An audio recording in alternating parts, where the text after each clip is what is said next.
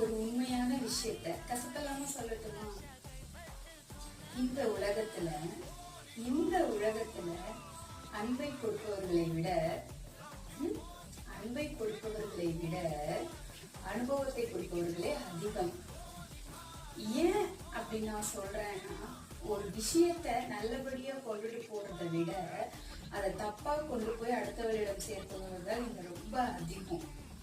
அதனால நம்ம இருக்கிற வரைக்கும் நம்மளை சுத்தி இருக்கவங்க, நம்மளை சார்ந்தவங்களுக்கு முடிஞ்ச அளவுக்கு காசு பணம் கொடுத்து உதவி பண்ணனாலும் உண்மையான அன்பை, பாசத்தை பகிர்ந்து கொள்வோமே.